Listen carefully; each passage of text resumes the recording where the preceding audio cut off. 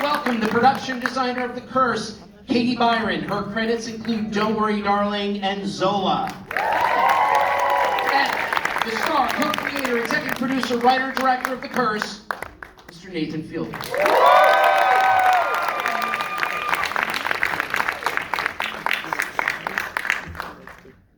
So tell us about teaming up with Ben. Did you guys know each other for quite some time? And also fusing your styles together. Yeah, Benny and I met, we were fans of each other's work, and we met each other, and then, you know, this idea just kind of came about just when we were hanging out, and we were sort of convinced it couldn't really be a show. It was sort of just an inside joke for a bit, and then we kept talking about it, and then it turned into a show. But we both really, you know, realism and is really important to us, and we share like a view of what of how to build the world and all that. And that was a good, tone is so important to both of us, and I think that was like a good starting point. Sorry, was that a bad answer? That was perfect. That was a great answer. I was told that like they're about to serve you guys lunch, and No, meeting afterwards. In the back of my head, I'm like, all these people are hungry. So I'm just thinking about, okay. Anyway, I'm thinking about the lunch. You guys are probably thinking about lunch. But you got a huge response here. They're very excited. They're not just here for the pizza. I don't even know if it's pizza. Well, some people are here for the food. Let's be real. But is the quality good?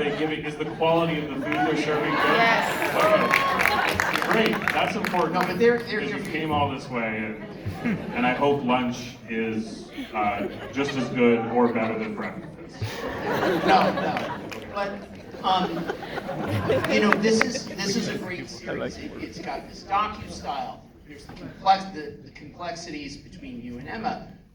Was there something, you know, that you and Benny were looking at? Like, did you look at these HGTV type of couples and you're like, we're gonna call BS on it? I don't know about BS. I think it's just like, you know, we had this idea of, you know, this when someone says something to you, like how real does it become? And is it the outside world that is doing things, or is it what's going on in your own head? And so that was like the jumping off point, I think, for the show, to have something like that where the viewer is like unsure if something's going on or it's just the characters building their own downfall. And then the HGTV thing, that was Benny's idea to kind of look at that world. So I think there's a lot you don't see in the shows, and everyone obviously knows, like, you know, reality TV, a lot of it is faked. But we also live in a time where I think that everyone, you know, feels a pressure to sort of like tell their own story and who they are, maybe, which is weird because probably people didn't have to do that like before social media and all that. So if you're not a storyteller, like, how do you tell your story? And that could drive you insane, I would think. Because, so, you know, Whitney is like both resistant and leaning on this reality show producer to help tell this story, and it sort of like becomes this weird mishmash of like what she believes and what someone else sees in a person. And anyways, yeah, again, another bad answer, but you know, I'm trying my best. Hopefully you get a sense of just from the vibe of what I'm saying, as opposed to like the exact words, because I think if this was quoted, this would sound really stupid. But, Very eloquent. you know, if I could just come out here and tell a great story, I probably wouldn't be making stuff like that. I'd be doing so. Anyways, this is my weakness. But you know, Katie's here, and she's a great speaker. Katie built. So you didn't see it in this one, but for those who've seen the show, there are these like, Emma's character Whitney specializes in building these passive homes, these which are eco-friendly, net zero energy homes, and her homes had a mirror design, and we constructed these structures. Sorry, I'm taking over your job. Anyway. Go ahead, no, keep going. No, anyways. But it's amazing. It's like amazing that we like, build these things. You asked me a question about it, because I'm just... Well, go into the big build of that, and in the conversations you had. I'm equally as uncomfortable as Nathan is up here. Yeah, so we built 3 of these mirrored passive homes. They, well, 2 of them are built as exoskeletons on top of existing homes. So we found 2, we were looking for the neighborhood that this show could take place in. And there was 1 empty lot, and then there were 2 houses that felt like we could basically build an exoskeleton on top of the houses, which required a lot of math and really amazing engineering on behalf of our construction team. But these homes were built kind of in the same way that Doug Aiken built his mirrored house in the desert. We used different materials, but in the same way, where they're welded, steel constructed, basically like exoskeletons, and mounted with this mirrored plexiglass on top of them. How long did it take to get from soup to nuts, drafting it to? Well, I think actually when I was interviewed, you guys were like, "Can they be mirrored?" And it was like, oh boy. I think, yeah, that was like a last minute sort of addition. They weren't supposed to be at first mirrored. And when you want a job, you just have to say yes. Oh, oops.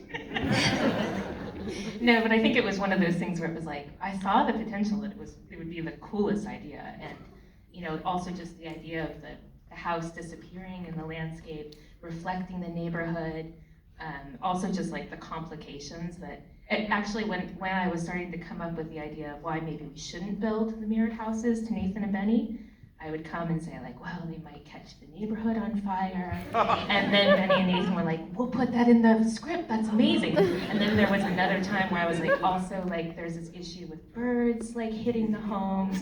And then it was let's put that in the script, that's amazing. So it was all of these issues. I was okay, we're really finding the show as we But it did burn your car. Oh yeah, so It a piece of, okay, you say it. So when we were scouting, Nathan was like, can we get a piece of this plexiglass that we can just take everywhere so I can know what the world is reflecting? So I'd go stand in front of these houses with this piece of mirrored plexi, and I'd say okay, this is what you'd see, this is what would be reflected. And so this piece of mirrored plexi lived in the back of my car, and within 4 hours it burned the roof of my car. So it was a rental, so production was okay. And then even when the homes were actually constructed, we started to notice this brown line that would cut across a tree, across the ground. We were like, what is that? And it was the path of the sun every day. And so we had to cover the houses when we would take it off for shooting, and then yeah, and then we had cranes, construction guys would go up and then cover this entire house as if it was tented for termites, essentially. And this would have to happen every single day. And then I remember when we were shooting for a long period of time, I was okay, at what point? Is it 8 hours that things start to go crazy? Are we what? But luckily it was all safe.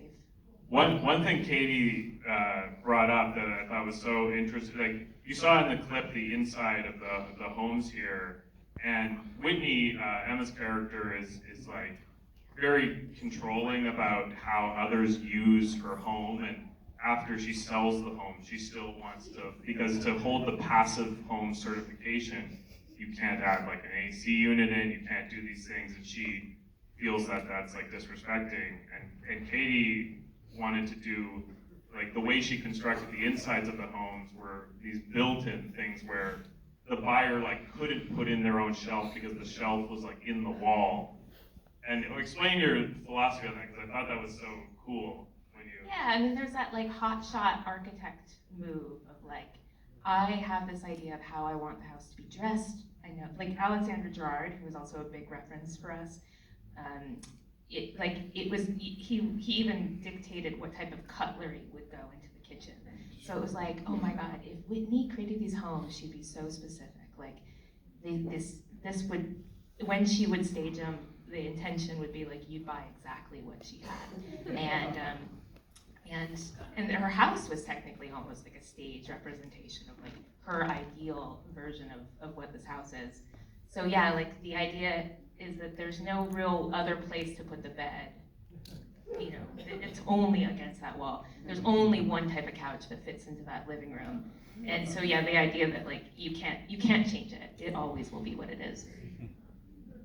So the other cool thing about the show is that you casted actual people that lived in the community. Can you tell us more about that? Yeah. Benny and I were always like, realism and being, because we were in this actual city of Espanola in New Mexico, which is about 30 minutes north of Santa Fe. And it's about, it's like the locations that we're using the real names for a lot of them. And so we really wanted it to feel, our goal was basically if you live in Espanola, people would be like, they pretty much got it good, hopefully. That was like our goal. Like we wanted it to feel really authentic. So we wrote a script, obviously, but I went there a year in advance and spent some time in the area and talked to a lot of people, and then we wrote the script around those things to make sure it was accurate. And then when we were there, when it came to casting, we'd find the location of, let's say, like a taco shop, and there was a person in the script who worked there, but then there was someone who worked there, and if it's a small part, we were sort of like, do you want to do it to people? Because we could never, in our imaginations, we could never be as accurate as like what the real people that were there. And fortunately, the community was really like game to collaborate with us on it. And that was the interesting thing. The element in the show too is that with these home flippers, in these shows, you see these people come into a community often and impose their sort of will on it, and then like leave. And so we were sort of conscious too that we as like filmmakers are coming into this community, and even though it's temporary, like constructing these mirrored homes in the neighborhood. And so we sort of wanted that to be a part of the show when you're watching it, to be thinking about, the level of realism and incorporating real people. And we even had people, how when you're shooting in an area, you might see like, it's like a mistake in movies where someone in the background will like look at the camera. And that's like, if they're shooting in New York and you're like, oh, that must be like a real person. Well, we actually had extras, we directed them to look at the camera. So it feels like, so you get the real feeling like, oh, they're really imposing. There's a lot of people in the show that are like looking at the camera, but we told them to do it. And like we were almost staging like they're just a guy who happened to be in the room, so it feels like a mistake. And so the viewer will feel that like, oh my God, are they okay with this? Like we wanted people to think about that, because that's what we were thinking about too. We were just really wanted to make sure we weren't like doing the thing that the characters were doing, even though we sort of are a little bit. That's really meta. I actually we had a consultant, and an indigenous artist worked with us as a consultant, and I had to approach them to sign the release. And it was like 2 weeks before we were shooting the release scene with Kara, and it was just there was a lot of meta stuff happening in the show where we were all convinced it was a show within a show within a show. We're like waiting to find out that it was. Oh, really? Seems like a terrible environment to work in. I'm sorry. Everything kept on lining up. Like it was just like this. Well, that's the thing. We were trying to be so accurate that we ended up like Katie was saying. It's just like if something actually happened that was different than what we thought, we were like, well, this is how they do things here. Let's involve it.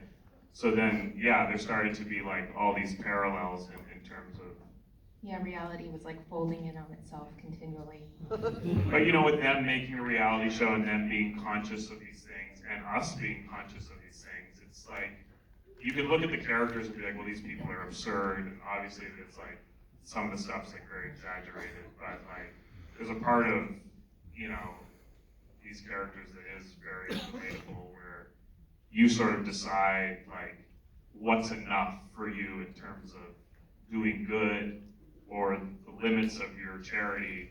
Everyone has a limit to their charity, to how charitable it will be.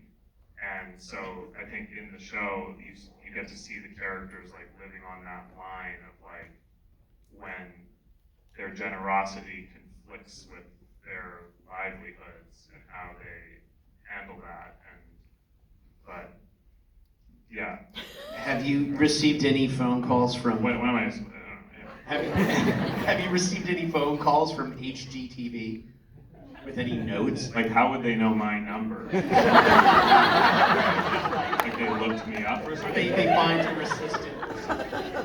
Or they call Showtime. Yeah, they called. They were like, "Thank you so much for the exposure you're giving us. Thank you for talking about our brand. We're always trying to get our name out there, and we really appreciate everything you did." So yeah, I get calls all the time from the CEO of HGTV. Showtime at A24's The Curse.